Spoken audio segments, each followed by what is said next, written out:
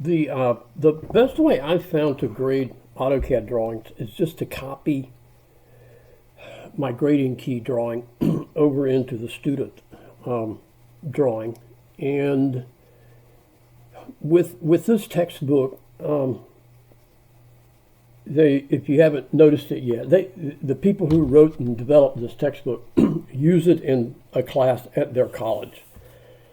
And so some of their instruction, especially their videos, some of their videos are quite old. And, some of them are newer.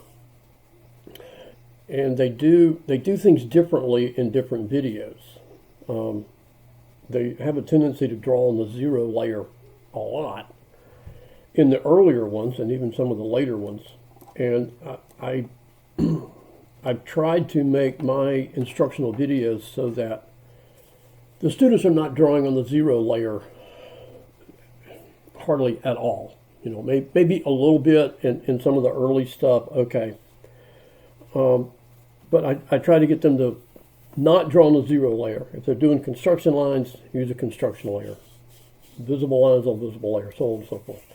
Okay, so when downloading the files, I do the batch download them all at one time, drop them into a folder. And I'll open up my key, and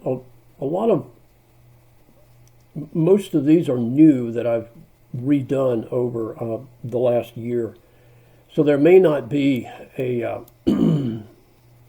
block of the finished drawing up above.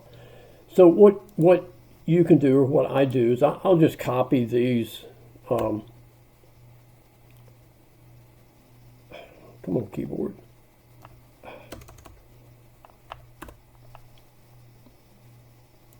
I'll just copy them up above. Okay, get them out of the way.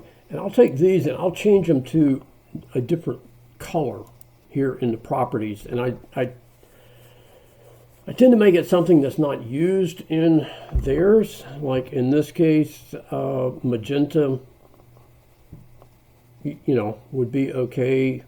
Yellow might be better, since this is for the most part, going to be a model space drawing.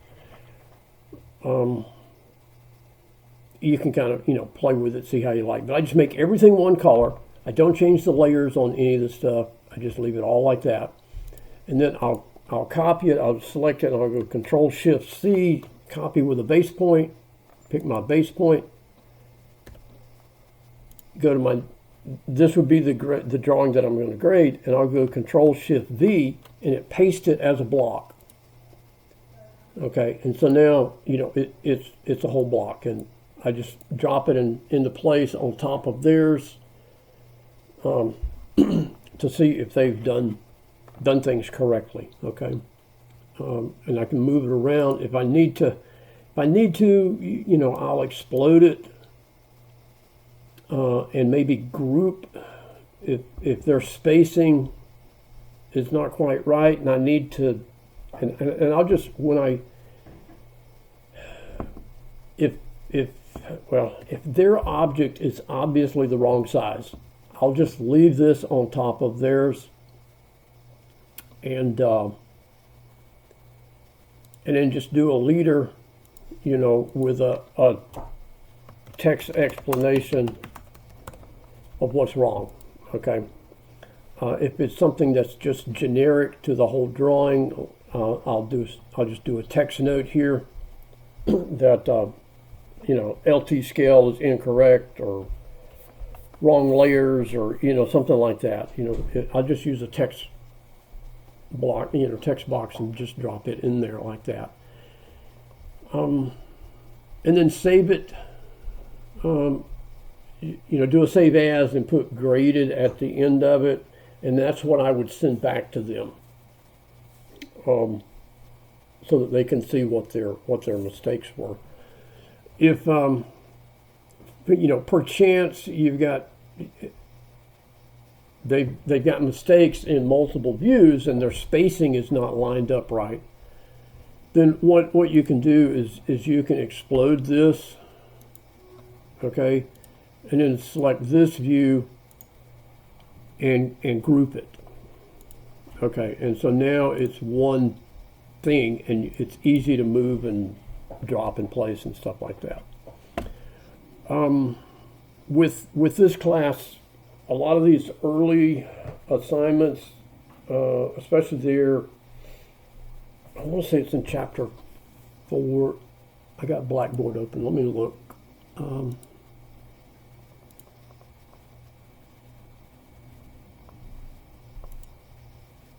Let's see.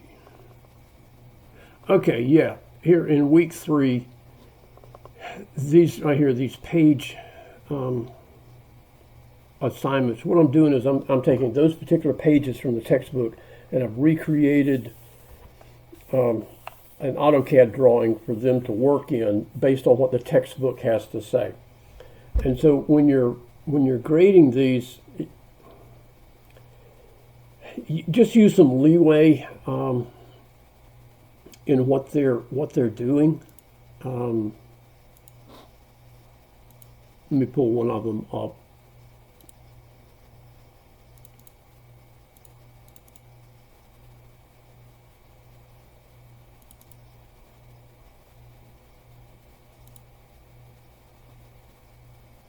Okay, so like this one, the array, yeah, it's supposed to be exact. You know, they're supposed to create this array with the spaces, this array. They're supposed to edit this array, change the diameter of it and the angular spacing. So that one would be, you know, would be totally correct. The break doesn't have to be, you know, totally exactly correct. Circles, yeah. One of the things I see on the circles is I'm giving them nodes that they're supposed to use, you know, to center their circles, or a node to do here, and for some reason they're not snapping to the nodes. They're just going to the edges of the node maybe, or, you know, something like that. So as long as they've got a 2-point circle and a 3-point circle, you know, I'm kind of okay with it. The copy, I tried to replicate what the textbook shows, and what I'm seeing is people are just kind of doing their own thing. As long as they've created a mirror, you know, of this, this one was, you know, they're supposed to mirror it and leave it. This one is supposed to mirror and delete the original mirror across the edge of the triangle, you know, copy circles, copy hexagon, things like that. As long as they've copied some, and that's fine. Just use a little leeway. It's not a exact science. They're learning to use the software commands.